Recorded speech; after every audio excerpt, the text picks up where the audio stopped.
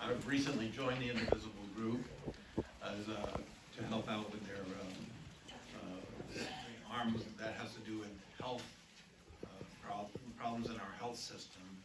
I'm a PhD MD from a very good school, and I was at the top of my class.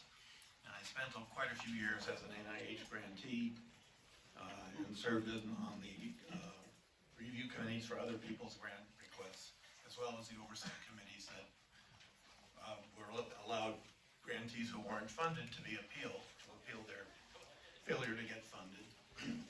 Then I served on the Recombinant DNA Advisory Committee. That is a committee that looks at gene therapy initiatives and advises the NIH director about whether they are not too dangerous and whether they're worthwhile doing. So I have a lot of experience with NIH, but as a biologist also, I have a PhD in biology. I've had a lot of involvement in the issue of the environment and climate change.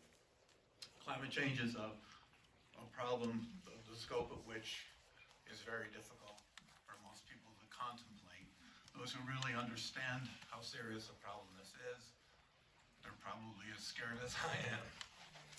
But the thing I wanted to say about what's going on today, I've always been very politically active. In fact, when I met Martin Luther King, I was quite active in those days, trying to give black people an opportunity to vote without getting their children killed in a church bombing.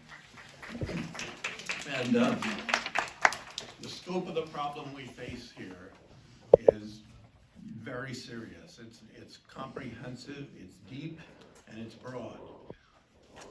The businessman who said one way to balance your budget is to raise revenue, that is definitely one of our problems. We need to tax people with more money, with the kind of money that billionaires have.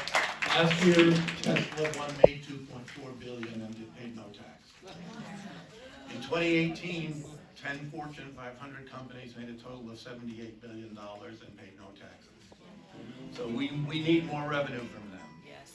We need to convince more younger people that they do have a future. I have two children who look at the world, and it's hard for them to understand how there's anything they can do about it. And what I tell them is, when you think there's nothing you can do, that's when you work even harder. Yes. What are your other options? What is your other options? To give up?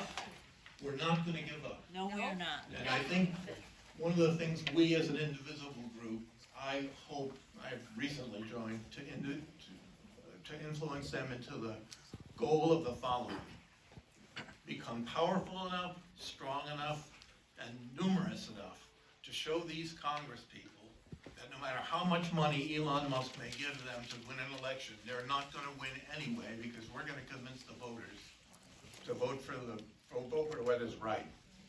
What Musk has been doing is he's saying, I'm going to give millions to anybody who agrees with me, and he thinks money can buy elections. We have to prove to these people that that is not true. Not anymore.